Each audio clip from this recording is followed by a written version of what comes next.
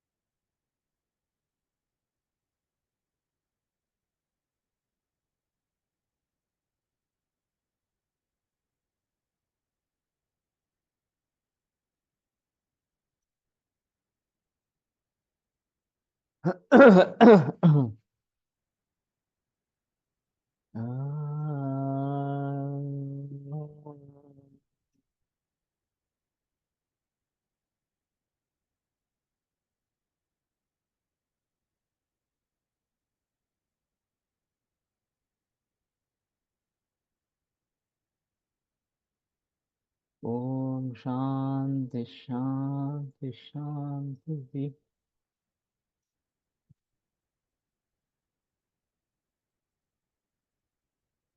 प्रथमोऽध्यायः समाधिपादः।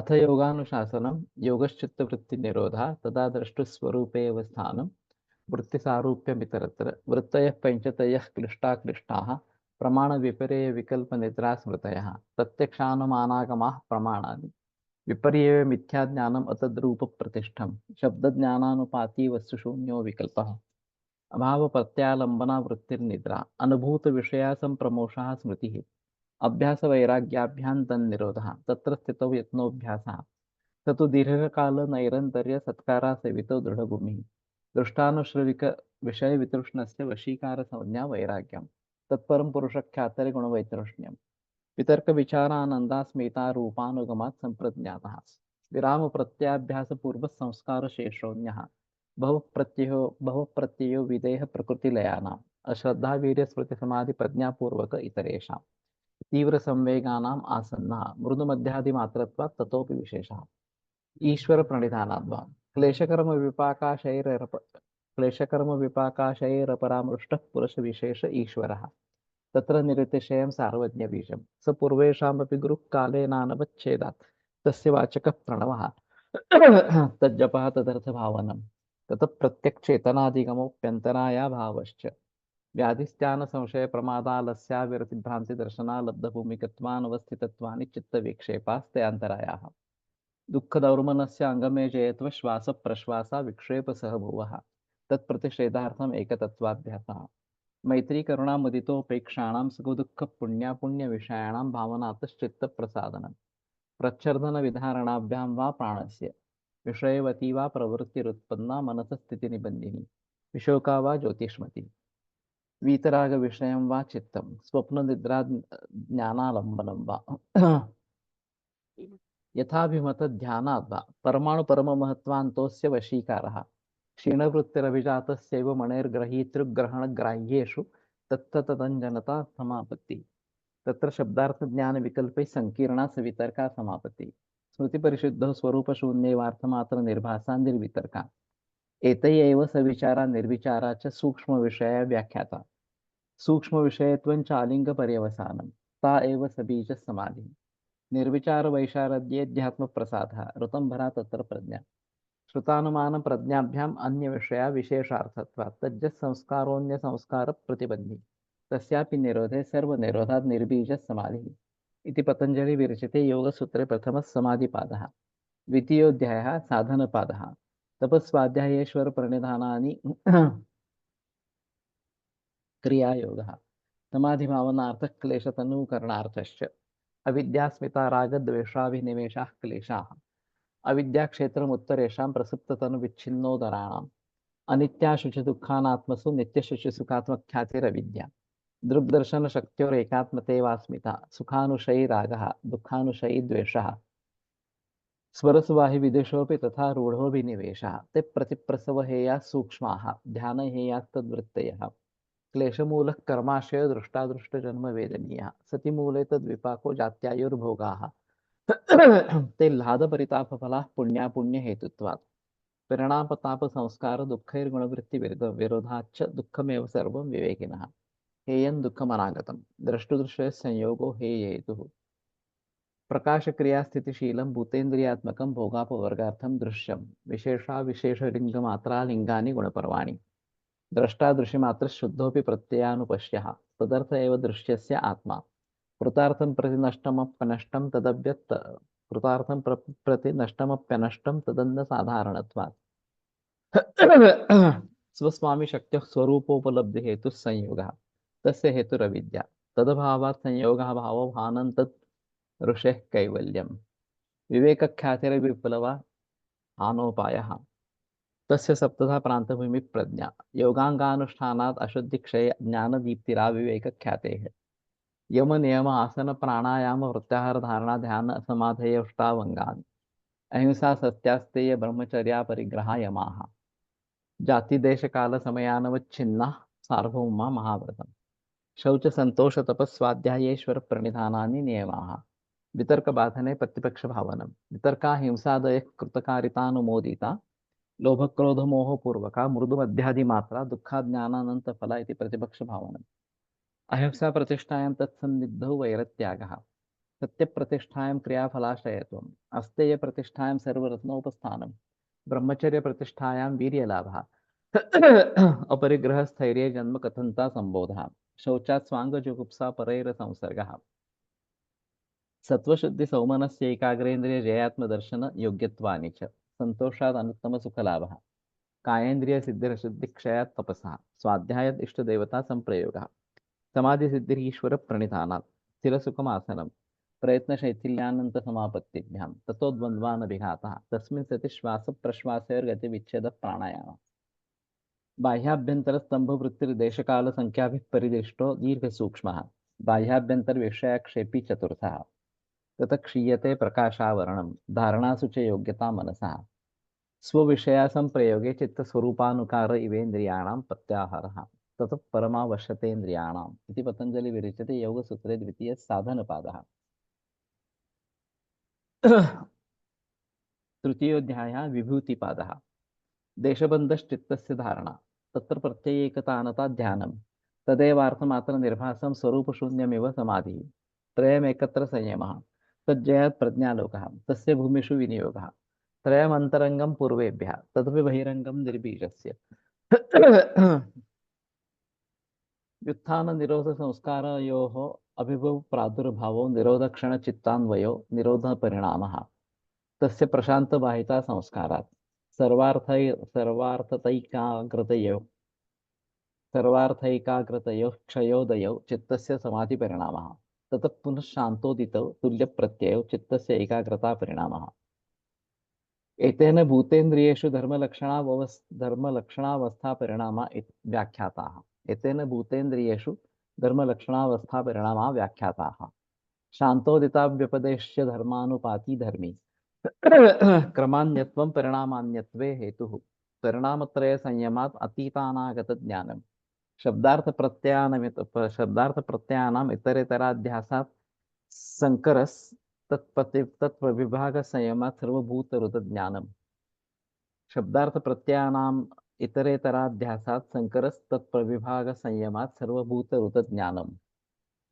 संस्कार साक्षात्करणात् पूर्वजाति ज्ञानम् प्रत्ययस्य परचित्त ज्ञानम् न च तत्सालंबनं तस्या विषयीभूतत्वात् कायरूप संयमात् तद्ग्राह्य शक्तिस्तंभे चक्षुः प्रकाशा संप्रयोगे अंतर्धानम् सोपकर्म निरुपकर्म च कर्म तत्संयमात् अपरांत ज्ञानम अरिष्टेभ्यो वा मैत्र्यादिषु बलानि बलेषु हस्तिबलादीनि प्रवृत्त्यालोक प्रवृत्त्यालोकन्यासात् सूक्ष्म व्यवहित विप्रकृष्ट ज्ञानम भुवन ज्ञानम सूर्य संयमात् चंद्रे ताराव्यूह ज्ञानम ध्रुवे तद्गति ज्ञानम नाभिचक्रे कायव्यूह ज्ञानम कंठकूपे क्षुत् पिपासा निवृत्तिः कुर्मनाड्यां स्थैर्यं मूर्धज्योतिषि सिद्धदर्शनं प्रातिभाद्वा सर्वम् हृदय चित्त संवित् सत्वपुरुषयोः अत्यन्ता संकीर्णयोः पत्या विशेषो भोगः परार्थत्वात् स्वार्थ संयमात् पुरुष ज्ञानम तत प्रातिभ श्रावण वेदना दर्शा स्वाद वार्ता जायन्ते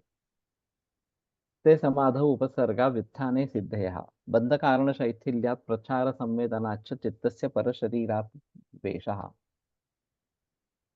उदानजय जलपंक कंटकादिषु असंगः उत्क्रांतिश्च समानजय ज्वलनम श्रोत्राकाशय संबंध संयमात् दिव्यं श्रोत्रम् कायाकाशयोः संबंध संयमात् लघुतूल समापत्तिश्च आकाशगमनम् बहिरकल्पिता वृत्तिर्महाविदेहा ततः प्रकाशावरणक्षयः स्थूल स्वरूप सूक्ष्मान्वयार्थवत्व संयमात् भूतजयः ततो अणिमादि प्रादुर्भावः काय संपत्त धर्मानविघातश्च रूपलावण्य बलवत् बलवजर संवहनत्वानि काय संपत् रूपलावण्य बलवजर संवहनत्वानि काय संपत् ग्रहण स्वरूपां स्मितान्वयार्थवत्व संयमात् इंद्रिय जयः ततो मनोजयित्वं विकरणभावः प्रधानजयश्च सत्त्वपुरुषान्यताख्यातिमात्रस्य सर्वभावाधिष्ठातृत्वं सर्वज्ञातृत्वं च तद्वैराग्यादपि दोषबीजक्षये कैवल्यम् सांयुपनिमन्त्रणे सङ्गस्मयाकरणं पुनरनिष्ट प्रसंगात् क्षणतत्क्रमयोः संयमाद् विवेकजं ज्ञानं जातिलक्षणदेशैरन्यतानवच्छेदात् तुल्ययोस्ततः प्रतिपत्तिः तारकं सर्वविषयं सर्वथा विषयम् अक्रमं च इति विवेकजं ज्ञानं तत्त्वपुरुषो शुद्धिसाम्ये कैवल्यमिति इति पतंजलि विरचिते योगसूत्रे तृतीयो विभूतिपादः। तो ये हमने पहले पाद में खास करके जो प्रच्छन्न विधारणाभ्याम व प्राणस्य उसका आयुर्वेद के क्या संबंध है ये मैंने बताने की कोशिश की थी। और निर्बीज समाधि तक वो अध्याय बताता रहता है, ऐसा है। अभी तीसरा जो साधन पाद है उसके बारे में शुरुआत करते हैं। योग दर्शन के प्रथम पाद में चित्त की पांच वृत्ति उनके निरोध के उपाय संप्रज्ञात असंप्रज्ञात स्वादि का स्वरूप और प्रकार इन सभी का वर्णन हो गया।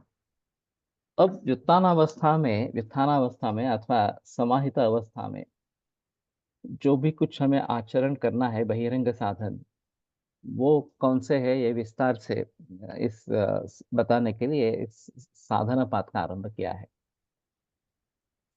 योगाभ्यास में प्रवृत्त साधन कभी समाहितावस्था में कभी विचारता में होता है और योगाभ्यास ये उसका मुख्य ध्येय होने के कारण इन दोनों अवस्थाओं में योगाभ्यास का पोषक इस प्रकार का अंतरंग और बहिरंग साधन उसको बताना जरूरी है। तो प्रथम विद्युतावस्था में उसे किस प्रकार से साधन क्रम रखना है और फिर दूसरे पाठ के पहले सूत्र में बताया गया है। तो जो साधक है उसके लिए अंतरंग साधन और बहिरंग साधन ये क्या है। अंतरंग इज इंटरनल, बहिरंग इज एक्सटर्नल। तो this is a comparative view कि ये अंतरंग है इसलिए बाकी उसके दृष्टि से बहिरंग इस प्रकार का हो गया और ये बहिरंग है तो उसके लिए कुछ अंतरंग इस प्रकार का होगा। तो ये सापेक्ष इस प्रकार के है। पाणिनि में भी सूत्र आता है असिद्धम बहिरंगम अंतरंगे। जब कोई हम समास कर रहे हैं या संधि कर रहे हैं तो जो समस्यमान पद है वो अंतरंग रहेगा, और उससे जुड़े अन्य पद जो है वो बहिरंग होगा, इस प्रकार से। तो इसमें पहले क्या करना है, बाद में क्या करना है, ये सब बातें उसमें आनी चाहिए। कैलकुलेटर में जब हम कॉम्प्लेक्स इस प्रकार का करते हैं कि ये प्लस ये प्लस ये प्लस, और फिर उसको इससे गुणन करना या मल्टीप्लाई करना, तो जनरली ऐसा होता है जो लास्ट डिजिट आता है उसको मल्टीप्लाई किया जाता है। अगर हम चाहते हैं कि इसकी जो सम है पहले सभी अंकों की, उसको मल्टीप्लाई करना है, तो वहां पे ब्रेक करना पड़ता है। उसके लिए ये बहिरंग हो जाता है। और जो लास्ट आंकड़ा वहां पे हुआ, अंक होगा होगा वहां पे, उसी को वो गुणाकार कर लेता है, उसी का गुणाकार कर लेता है। तो इस प्रकार से अंतरंग और बहिरंग ये दोनों बातें हमें ध्यान में इस प्रकार से रखनी है। तपस्वाध्यायेश्वर प्रणिधानानि क्रिया योग। तपस्वाध्याय ईश्वर प्रणिधान, ये क्रिया योग इस प्रकार का है। चित्त सिद्धि हो इस एकमात्र दृष्टि से, हेतु से, काया वाचा और मन, इन पर रखा हुआ जो नियंत्रण है ये तप है। तो तप क्या है? तो काया वाचा और मन, इन तीनों पर चित्त एकाग्रता हो, इस प्रकार या चित्त सिद्धि हो, इस प्रकार के लिए किया हुआ नियंत्रण, ये तप है।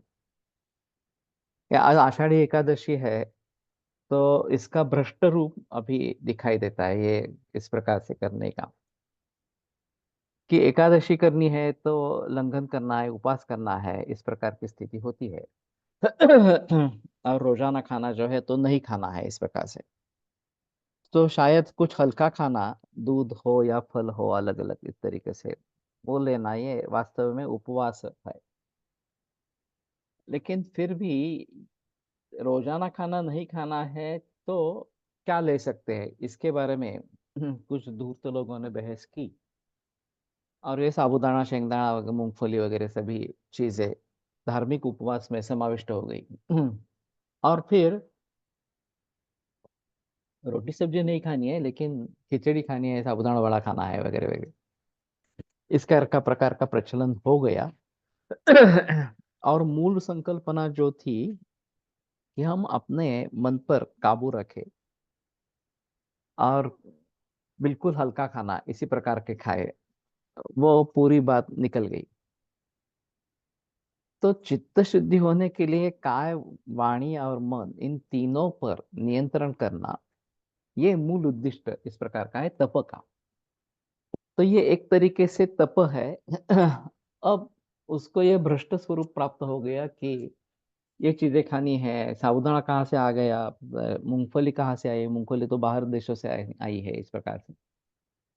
मूंगफली चलती है, उसका तेल नहीं चलता, ये भी अजीब है, उसको उसी को रिफाइंड करते हैं तो वो भी चल जाता है। तो ये अजीब अजीब बातें इस प्रकार की है।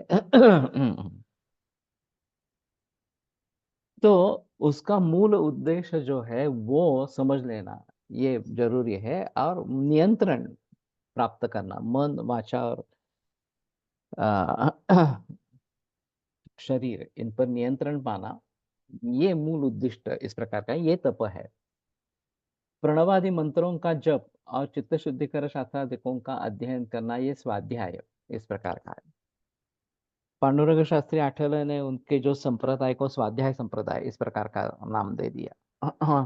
कि नियमित रूप से हमें कुछ बातें करनी है, कुछ अध्ययन इस प्रकार का करना है। और प्रवणादि मंत्रों का जप और शास्त्रादिकों का अध्ययन, ये उसमें स्वाध्याय कहा गया। और अपने कायिक, वाचिक और मानसिक कर्म ईश्वरार्पण बुद्धि से करना, ये ईश्वर प्रणिधान। तो अहंकार एक सबसे बड़ी चीज है, कि मैं ये सब कर रहा हूँ, मैं ये सब कर रहा हूँ, इस प्रकार से उसको टालना है।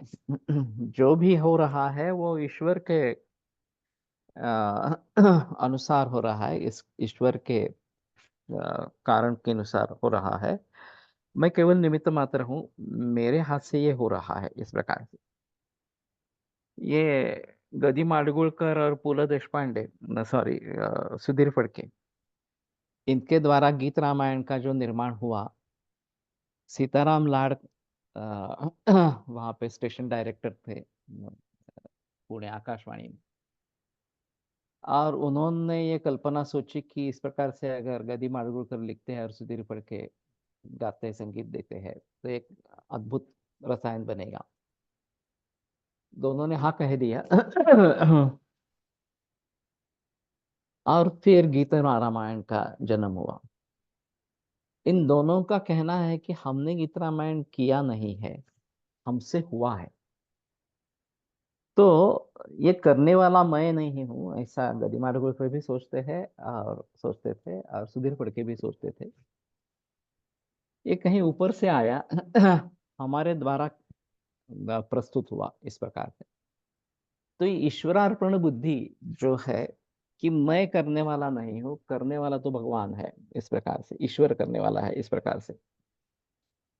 और जो भी हम करेंगे वो ईश्वर के लिए ही समर्पित करते रहेंगे।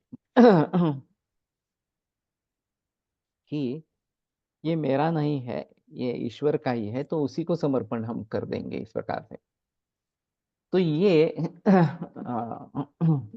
क्रिया योग इस प्रकार का है। समाहित अवस्था में ईश्वर प्रणिधान किस प्रकार से करने का है, ये 5 सूत्र, एक सूत्र 28 में पूर्वी पहले बता ही यही है। योगाभ्यास ये साधक का मुख्य ध्येय होना चाहिए, लेकिन शौच भोजन आदि क्रिया उसको करनी ही पड़ती है। उसी प्रकार से वह अगर गृहस्थाश्रम में है, तो आवश्यक जो द्रव्यार्जन वगैरह उसकी और उसका प्रपंच, ये उसको करना ही लगता है। इन कारणों से कुछ समय उसको व्युत्थान अवस्था में जाना अपरिहार्य हो जाता है। इस समय में उसको किस प्रकार से बर्ताव करना है, और ये वर्तन परंपरा से योग अनुष्ठान के लिए पोषक ही हो, ये पहले सूत्र में बताया गया है। व्युत्थान अवस्था में जिस प्रकार से सभी क्रिया चालू रखते हैं, और उसको क्रिया योग इस प्रकार का कहा गया है। इस क्रिया योग में तप, स्वाध्याय, ईश्वर प्रणिधान, ये 3 चीजें आती है। इसमें से तप, ये सत्कार मान पूजार्थ के लिए किया जाता है, तो राजस तप हो। तो कोई मेरा सम्मान करे इसलिए मैं कुछ तप आचरण कर रहा हूँ, ऐसी तो बात नहीं होनी चाहिए, राजस तप हो जाएगा। दूसरे का उच्छेद करने इस प्रकार के तामस हेतु से किया, वो तामस तप होए इस प्रकार से, कि मुझे शक्ति मिल जाए और फिर मैं उस शक्ति से दूसरे को पराजित कर सकूं। तो ये भी एक तरीके का तप है, लेकिन ये तामस तप इस प्रकार का है। बैजू बावरा फिल्म में बैजू जो है, उसको पिता के कहने के अनुसार उसको बदला लेना है तानसेन से, और फिर मैं तानसेन से अच्छा गाऊंगा और उसको हराऊंगा, तो मेरा बदला पूरा होगा, इस प्रकार का उसका मन में विचार है। इसीलिए तानसेन के जो गुरु है उनके पास वो सीखने के लिए जाता है, और गुरु उपदेश देते हैं कि ये बदले बदले की भावना छोड़ दो, संगीत बदला लेने के लिए है नहीं, इस प्रकार से। फिर भी वो मानता नहीं है, अंत में वो पिक्चर है, और ये इस प्रकार के टर्निंग आते हैं कि वो तानसेन को जीत लेता है। लेकिन कहने का तात्पर्य अर्थ है, ये भी तप अच्छा नहीं है, नहीं राजस तप, नहीं तामस तप, ये नहीं करना है। दंभार्थ नसलेले इसी प्रकार के व्यावहारिक फलाकांक्षा न रखते हुए किया हुआ तप ये सात्विक तप हुए, और यही तप क्रिया योग में अंतर्भूत है। तो मेरे गुरु रहे पूना विरकर सर, संस्कृत के, उनका कहना था कि ये स्टेजेस है, अवस्था ये है कि दूसरे का अशुभ करना साक्षात, काय से, शरीर, मन से, वाणी से, ये तो सबसे नीचा इस प्रकार का स्तर है। ऐसा करना है, ऐसा सोचना, प्रत्यक्ष कृति नहीं हुई है, सिर्फ सोचना, ये उससे थोड़ी अग्रिम पायरी है। फिर उसके आगे ये नहीं होना है, मैं अच्छा हूँ, मेरा बर्ताव भी अच्छा हो इस प्रकार से, तो ये उससे भी ऊपर वाले सीढ़ी पर है।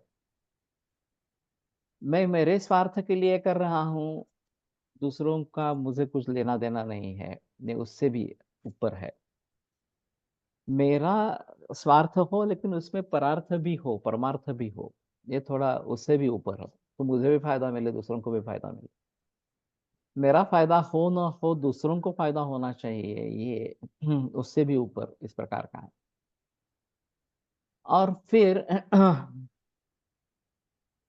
हम कौन से स्टेज पे है, अवस्था में, किस अवस्था में है, ये देखकर हमें ऊपर कहाँ जाना है ये सोचना है। और अंतिमतः मेरी कुछ इच्छा ही नहीं रहेगी इस प्रकार से, मुझे कुछ करना है ये भी बात मेरे मन में नहीं रहेगी। मोक्ष के लिए इच्छा हो ये भी बात हो सकती है, लेकिन अंतिमतः ये भी इच्छा निकल जाती है, क्योंकि कोई भी इच्छा नहीं रहती तभी हम मोक्ष को पा सकते हैं इस प्रकार से। और इस दृष्टि से इच्छा को छोड़ना है ऐसा नहीं है, वो अपने आप होना चाहिए कि मुझे कुछ भी इच्छा इस प्रकार की नहीं रही, इस प्रकार की स्थिति को प्राप्त करना इस प्रकार से। तो किसी भी फलाकांक्षा को न रखते हुए किया हुआ तप ये सात्विक तप है, और यही तप क्रिया योग में अंतर्भूत है।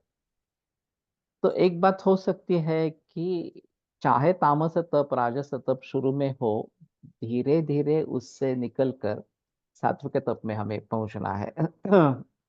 तब बिल्कुल न करने से सात्विक, राजस और तामस तप भी ठीक है, लेकिन हमें पता होना चाहिए कि ये सच्चा नहीं है, आगे जाकर हमें सात्विक तप ही करना है। ये सात्विक तप कायिक, वाचिक और मानसिक, इन तीन प्रकार का होता है। देव, ब्राह्मण, गुरुजन, वडील, हमसे बुजुर्ग लोग, विद्वान, सच्चिल, इस प्रकार की जो थोर विभूति इस प्रकार की इत्यादिकों से नम्रता से और आदर युक्त इस प्रकार से बर्ताव करना। सभी जीव मात्रों से सर्वोदय और सरलता से व्यवहार करना, आश्रम विहित ब्रह्मचर्य व्रत का यथावत अनुष्ठान करना, सभी प्राणियों को अपने से कोई तकलीफ न हो, दुख न हो, इस प्रकार का बर्ताव रखना, और कृच्छ्र, चांद्रायण आदि व्रतोपवास इत्यादि नियमों से जिह्वा पर और शरीर पर नियंत्रण रखना, ये सभी प्रकार के कायिक तप में आते हैं। तो हमें ये चाहिए कि हम भली भांति इन तपों का आचरण करते रहे। सात्विक तप का ये पहला कायिक तप इस प्रकार का है। संक्षेप में बताना है तो सभी प्रकार के शारीरिक व्यापारों पर शास्त्र विहित मार्ग से नियंत्रण रखना, यानी कि कायिक तप। दूसरों को जिससे पीड़ा होगी, उद्वेग होगा, इस प्रकार का न बोलना, सामान्यतः मौन रखना। बोलना अवश्य है तब सत्य, प्रिय और हित, इसी प्रकार से बोलना। अप्रिय बोलना अपरिहार्य होता है, तो जितने हो सके वो सुहृद भाव से और सौम्य शब्दों में उसको बताना। ईश्वर का नामस्मरण और संकीर्तन करते रहना। और संक्षेप में बताना है तो अपने वाणी की प्रवृत्ति स्वपर हितार्थ रखना, ये वाङ्मय तत्व। ఎన్ని అవ 5 చపాతీలు అయ్యేంత 5 చపాతీలు అయ్యేంత పిండి. हेलो।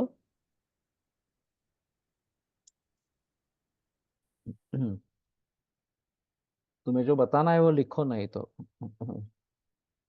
Not Audible. बाकी सभी के लोगों को तो ऑडिबल है। ऑडिबल है तो कोई प्रॉब्लम नहीं है।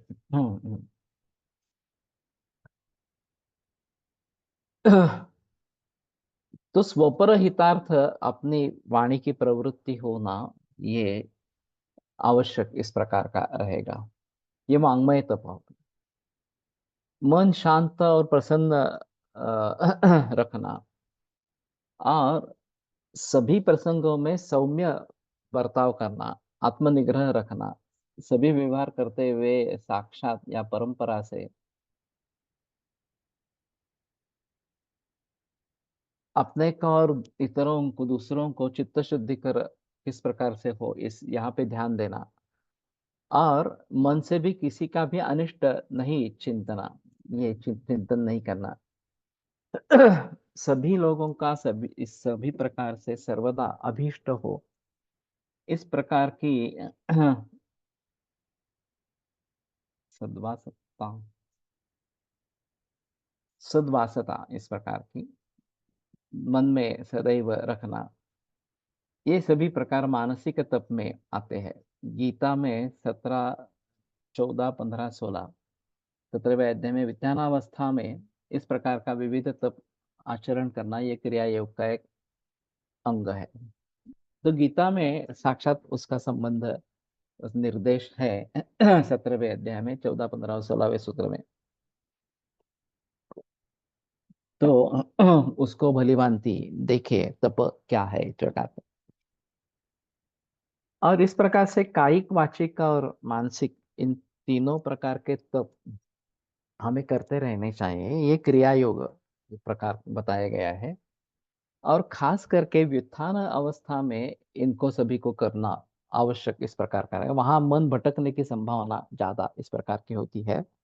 तो मन को भटकने न दे और मन पर नियंत्रण पाए, इसलिए ये क्रिया योग जो बताया, तप स्वरूप, ये आवश्यक इस प्रकार का रहेगा। स्वाध्याय, ईश्वर के नामों मंत्रादिकों का जप करना, वेद वेदांगों का यथाशक्ति अध्ययन करना और बुद्धि की कुशाग्रता, सूक्ष्मता उसमें लाके उसमें आत्मदर्शन की योग्यता उत्पन्न करना, करने के बारे में प्रत्यक्ष या अप्रत्यक्ष सहायभूत इस प्रकार के अन्य शास्त्रों का और ग्रंथों का वाचन अध्ययन करना, इन सभी का समावेश स्वाध्याय इसमें अंतर्गत होता है, इस अंग में होता है।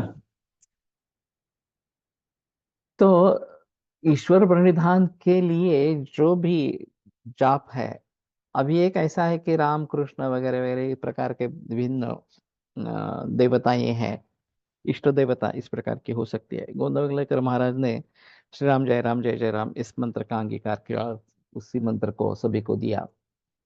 हरे कृष्ण कृष्ण कृष्ण हरे हरे, कृष्ण हरे राम राम राम हरे हरे, ये इस्कॉन द्वारा प्रचलित इस प्रकार का मंत्र है। तो इसी प्रकार के कुछ ना कुछ इस प्रकार के मंत्र हो सकते हैं, या अगर हमें ईश्वर प्रणिधान नहीं करना है तो ओंकार का ही जाप करे, ये भी एक अलग बात इस प्रकार की होगी। और वेद वेदांगों का यथाशक्ति अध्ययन करना, तो इसमें उपनिषदों का संबंध इस प्रकार का आएगा। और बुद्धि में कुशाग्रता और सूक्ष्मता लाना और आत्मदर्शन की योग्यता निर्माण करना। इसलिए जो भी शास्त्र अनुकूल इसके लिए रहेंगे उनका अध्ययन करना, ये स्वाध्याय इस प्रकार का है। तो हमें साथ साथ ये भी सभी बातें स्वाध्याय इस प्रकार की करनी चाहिए। अब हम आयुर्वेद की दृष्टि से अगर देखेंगे, तो हमारे जितने भी ग्रंथ है, उन सभी ग्रंथों को हमें कम से कम एक बार पढ़ना तो है। ये पहली शुरुआत इस प्रकार की है। अच्छे ढंग से पढ़ना, संस्कृत अच्छा हो, और फिर समझने की कोशिश, अर्थ समझने की कोशिश करना, ये दूसरी अवस्था इस प्रकार की होगी। और फिर उसका आचरण करना, वो प्रैक्टिकल में लाना, ये तीसरी अवस्था इस प्रकार की रहेगी, ये तीसरा भाग रहेगा। तो कहने का तात्पर्य अर्थ ये है कि अब हम आयुर्वेद के बारे में जब सोचते हैं, तो बड़ा दिक्कत वाला मामला है कि हमारे अध्यापकों ने भी मूल ग्रंथ पढ़े नहीं है। छात्रों की बात ही छोड़ो। और केवल पढ़ने की बात कर रहा हूँ, उनको समझना, उनको प्रैक्टिकल में लाना, ये तो और डिफिकल्ट बात इस प्रकार की है। तो आयुर्वेद का अध्ययन कहाँ चल रहा है वास्तव में? नहीं चल रहा। अगर हम इसको भली भांति हमारा उद्दिष्ट इस प्रकार का समझे, मैंने जब ये समझ लिया कि पाठ अवबोध अनुष्ठाने ही आयुर्वेदोपदेशेषु विधेय परमादरः, ये करना है तो पहले पाठ तो करना है, सभी ग्रंथों को पढ़ना तो है, फिर अर्थ समझ लेना है।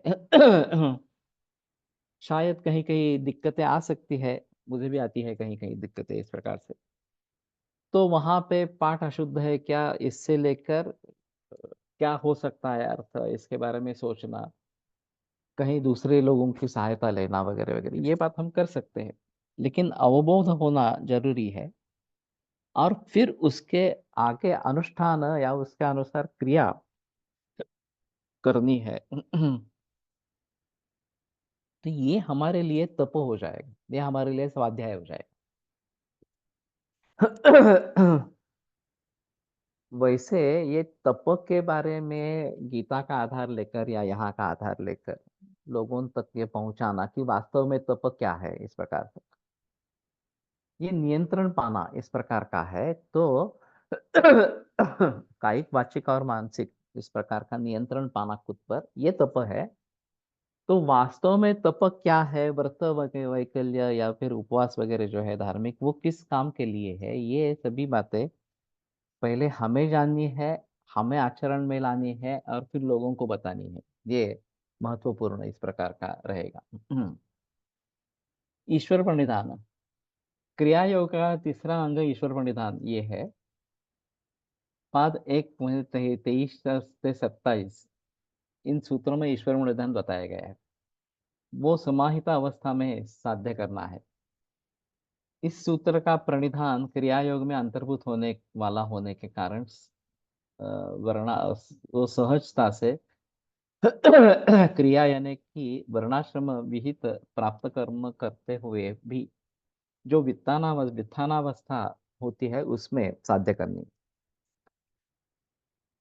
तो ईश्वर प्रणिधान ये समाधि अवस्था में भी हो सकता है और व्युत्थान अवस्था में भी हो सकता है। यहाँ जो है वो व्युत्थान अवस्था में इस प्रकार का करना है। जो जो कर्म हम कर रहे हैं वो सब ईश्वरार्पण बुद्धि रखकर करना, ये ईश्वर प्रणिधान है। ये सभी कर्म यानी कि फिर अपने हाथ से शुभ कर्म में कर्म किस प्रकार के हो, और उसके साथ उच्छा अनिच्छा अच्छा परे किंवा परेच्छा प्रारब्धानुसार जो अशुभ कर्म हमसे हो रहा है उनका ही समावेश उसमें हो जाता है। तो कई दफा ऐसा होता है कि हमें ही आश्चर्य लगता है कि मुझसे ये कर्म कैसे हुआ। इतना बुरा सोचने की मुझे तो आदत नहीं है, तो फिर भी ये मैंने इस प्रकार से कैसे सोच लिया, मैंने इस प्रकार का कर्म कैसे किया। तो ये कराने वाला ईश्वर इस प्रकार का है, मैं उसमें नहीं हूँ, और मैं मुझे सिर्फ ईश्वराधीन होना है, इतना ही अगर हम सोचते हैं तो उसके बारे में दुख नहीं होगा। और धीरे धीरे अहंकार जो है वो पिघलता जाएगा कि मैं करता हूँ, मैं ये सब कर रहा हूँ, इस प्रकार की जो भावना ये है वो पूरी तरीके से निकल जाएगी, और ये नहीं रहेगी तो अहंकार नहीं आएगा। और प्रकृति में जो पहला बदलाव आता है वो अहंकार इस प्रकार का है, बाद में बुद्धि तत्व है। तो अस्मिता भाव ये जो एक भाग बताई गई संप्रज्ञात समाधि की अग्रिम अवस्था में, अंतिम अवस्था में इस प्रकार से, तो मैं हूँ ये भी अहंकार इस प्रकार का है। उसको भी टालना है, उसके जरिए ये सब होता है। तो ईश्वरार्पण बुद्धि से अब अगर हम कर्म करते हैं तो करने वाला मैं नहीं हूँ, करने वाला वो है, मैं केवल निमित्त मात्र हूँ, इस प्रकार का। चाहे अशुभ कर्म भी हमसे हो रहा है तो उसके बारे में सजग होना है, और ये कर्म हमसे न हो इसके बारे में सोचना है। लेकिन जो भी हो रहा है वो ईश्वर के कहने के अनुसार हो रहा है। और एक बड़ी श्रृंखला है जन्म और मृत्यु की। पिछले जन्मों में हमने क्या किया है यह हमें पता नहीं है, और उसके आधार पर जब कोई शुभ या अशुभ फल इस प्रकार का प्राप्त हो जाता है तो बड़ा आश्चर्य होता है कि मैंने तो इसके लिए कुछ प्रयास नहीं किया था, फिर भी ये शुभ फल मुझे कैसे प्राप्त हुए। या फिर इस प्रकार की अशुभ घटना मेरे जीवन में क्यों हुई? मैंने किसी का कुछ बुरा नहीं किया है, फिर भी मुझे ये दुख क्यों भुगतना पड़ा? तो कहने का तात्पर्य अर्थ है, ये जन्म मरण का जो चक्र चलता रहता है, उसके जरिए ये बातें होती रहती है, और उस समय में उस प्रकार की प्रवृत्ति हो जाती है जो गलत इस प्रकार की बात हो।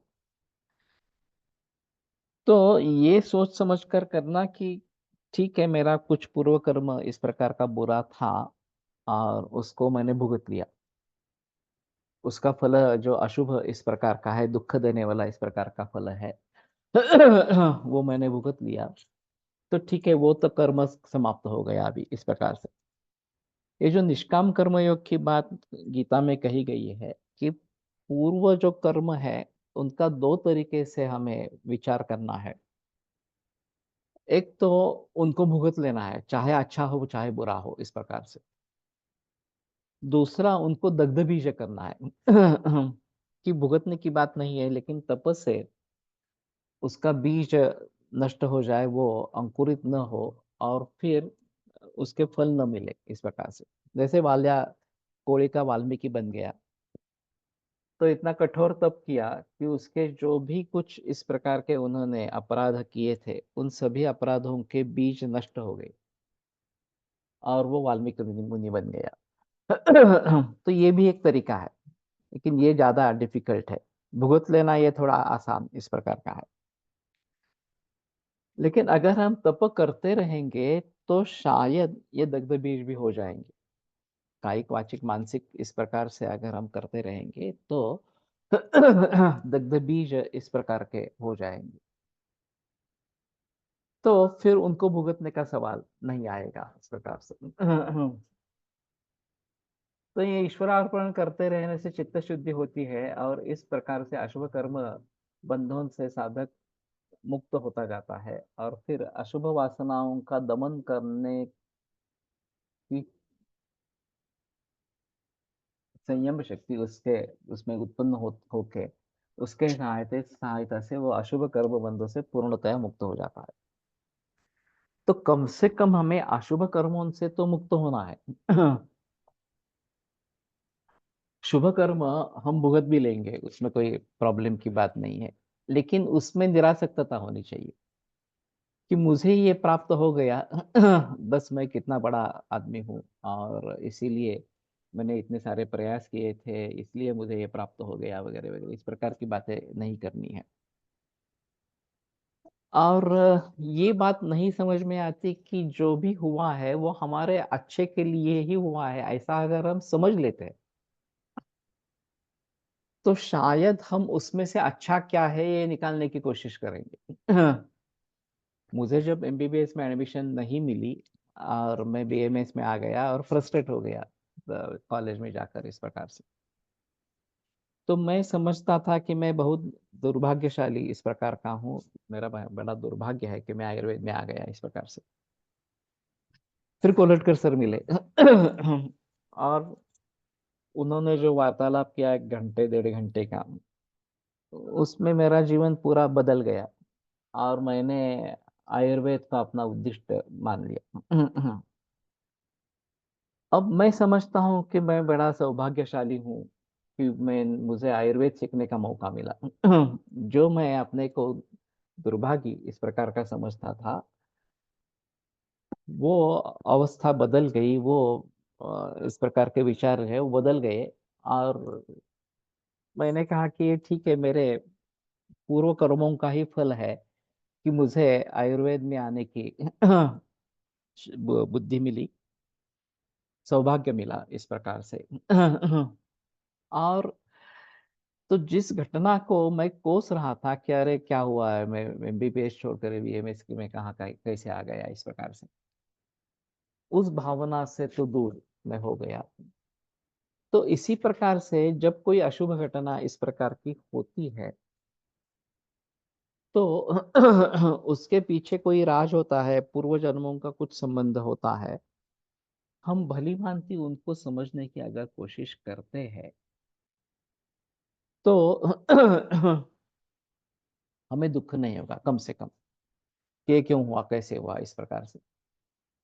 और आगे इस प्रकार की नौबत न आए, हमें दुख झेलना न पड़े, इसके लिए कम से कम इस जन्म में तो ही सही निष्काम कर्म योग करना। कि फल ही निर्माण न हो। अगर अच्छा काम करते हैं तो अच्छा फल मिलेगा, लेकिन उस फल को भुगतने के लिए फिर से जन्म लेना पड़ेगा। बुरा काम करते हैं तो जरूर ही बुरा फल मिलेगा, चाहे इस जन्म में मिलेगा चाहे अगले जन्म में मिलेगा, इस प्रकार से। तो हमें इन दोनों से बचना है। कम से कम दूसरी वाली जो चीज है बुरा कर्म करने से, उससे तो बचना है। शायद अच्छे कर्म करे, अच्छे फल पाए, लेकिन उस फल की अपेक्षा रखते हुए अच्छे कर्म करे, ऐसा इनको भी सम्मत नहीं है। अच्छे कर्म करे या फिर न्यूट्रल इस प्रकार के रहे। In my meditation, I always hear a voice saying, "Don't feel proud of your knowledge. Don't take granted about your spacious house, family. Everything is a test from God Almighty. He gives and watches now how you behave."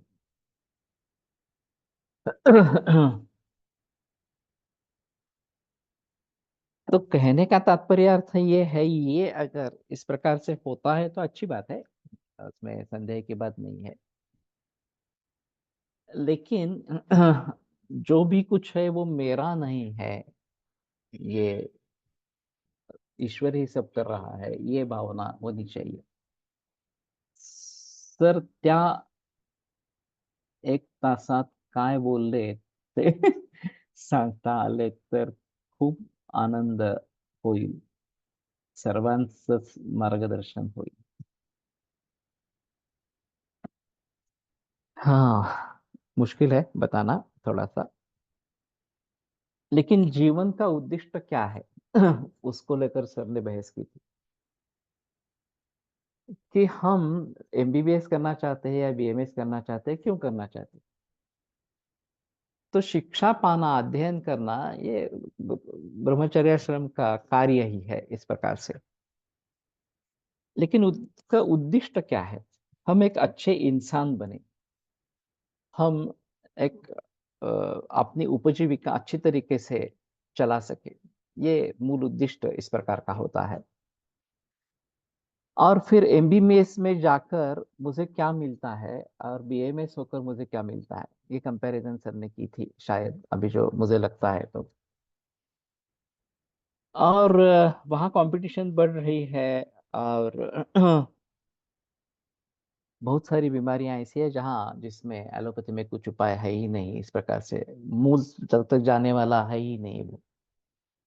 और आयुर्वेद कैसे मूल तक जाता है, और जो cases allopathy से treat नहीं होती है वो आयुर्वेद से कैसे ट्रीट होती है, वगैरह वगैरह।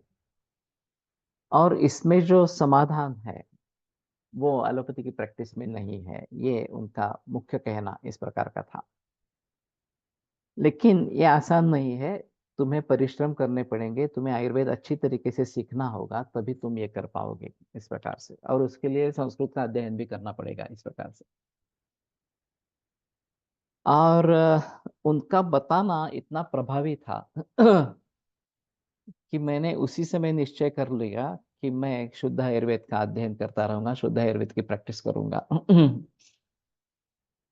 और जबकि मुझे मालूम था ये बहुत ही कठिन काम इस प्रकार का है, आयुर्वेद का अध्ययन कर पाना ये भी कठिन काम है, आयुर्वेद की प्रैक्टिस कर पाना ये भी कठिन काम है इस प्रकार से। कोडटकर सर तो खुद कर रहे थे, खुद अध्ययन कर रहे थे, खुद प्रैक्टिस कर रहे थे, तो उनका एक उदाहरण सामने था इस प्रकार से। फिर भी हाँ, जब हम अच्छा कुछ सोचते। होता है। हेलो।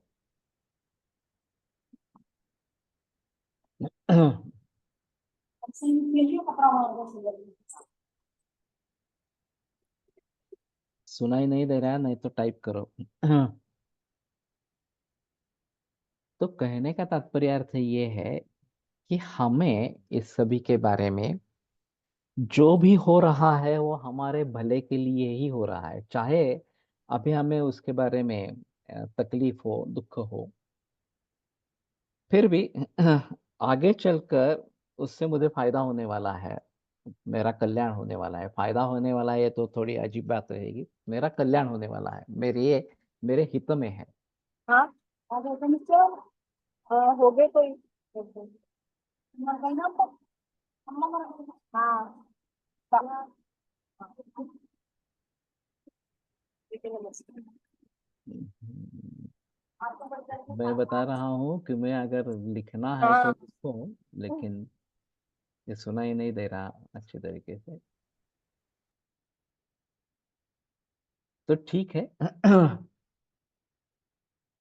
मैं थोड़ा सा इसके बारे में सोच रहा हूँ। अभ्यास वैराग्याभ्यंतर निरोधा, ये जो बात बताई गई है कि चित्त वृत्तियों का निरोध अभ्यास और वैराग्य से इस प्रकार से होता है। तो मैंने मराठी में दो गाने चुने हैं। एक वैराग्य के लिए जनपळभर म्हणतील हाय हाय, ये गाना है। कि मैं जाऊं तो मेरे पीछे क्या रहेगा, किसी का कुछ भी इस प्रकार का बिगड़ता नहीं है। और दूसरा कैवल्यच्या चांदण्याला भुकेला चकोर, ये मुक्ति के लिए गाना है। तो इन दोनों गानों का मैं अभ्यास कर रहा हूँ। हर रोज एक बार तो कम से कम उसको कहना है। मैं अभी हम थोड़ा जाप करेंगे, मैं अंत में ये गाना सुनाऊंगा, मराठी में है लेकिन फिर भी अच्छा गाना इस प्रकार का है। तो अगले बुधवार को इसके बारे में आगे बढ़ेंगे, बहस करेंगे।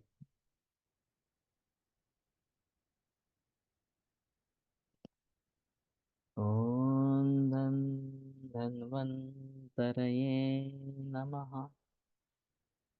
ओम धन धन्वन्तरये नमः। ओम धन धन्वन्तरये नमः। ओम धन धन्वन्तरये नमः। ओम धन धन्वन्तरये नमः। ओम धन धन्वन्तरये नमः। ओम धन धन्वन्तरये नमः। ओम धन धन्वन्तरये नमः। ओम धन धन्वन्तरये नमः। ओम धन धन्वन्तरये नमः। मैं गाना सुनाने की कोशिश करता हूँ, मेरा आवाज कितना रहेगा कैसा रहेगा मालूम नहीं है इस प्रकार से।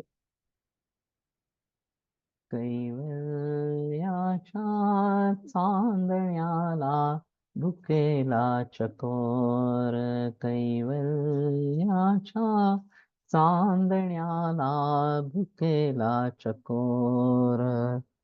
चंद्रभाहो पांडुरंगा, चंद्रभाहो पांडुरंगा, मन करा थोर, मन करा थोर, कैवल्याच्या चांदण्याला भुकेला चकोर। बालवयी खेळी रमलो तारुण्य नासले, बालवयी खेळी रमलो तारुण्य नासले। वृद्धपणी देवाता, वृद्धपणी देवाता दिसे पैलतीर। चंद्रभाह पांडुरंगा, चंद्रभाह पांडुरंगा, मन करा थोर, कैवल्याच्या चांदण्याला भुकेला चकोर। जन्म मरण नको आता, जन्म मरण नको आता, नको येर झार। जन्म मरण नको आता, नको येर झार। नको ऐहिकाचा नाथा, नको ऐहिका काना था, व्यर्थ बड़ी वार। चंद्रभाव पांडुरंगा, चंद्रभाव पांडुरंगा, मन करा थोर कैवल्याचा, चांदण्याला भुकेला चकोर। चराचरा पारण्या हो जाहला उशीर, चराचरा पारण्या हो जाहला उशीर।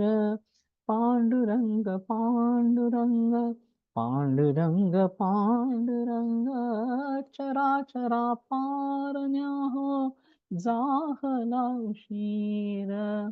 पांडुरंग पांडुरंग, मन करा थोर, मन करा थोर कैवल्याचा, चांदण्याला भुकेला चकोर।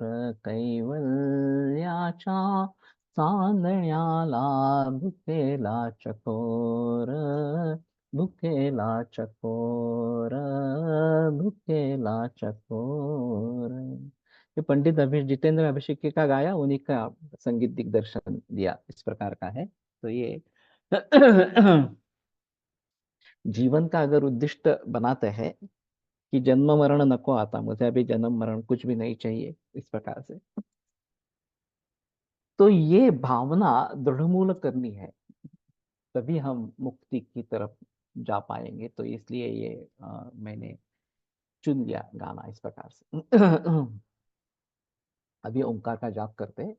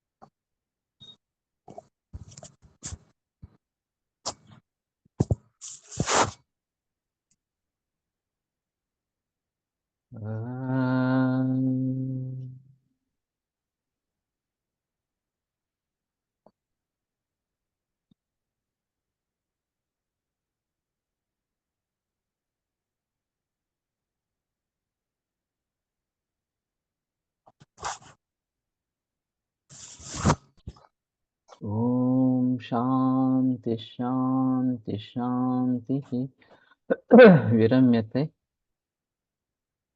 व्याख्यानव्यापारात् श्वः पुनर्मिलिष्यामः।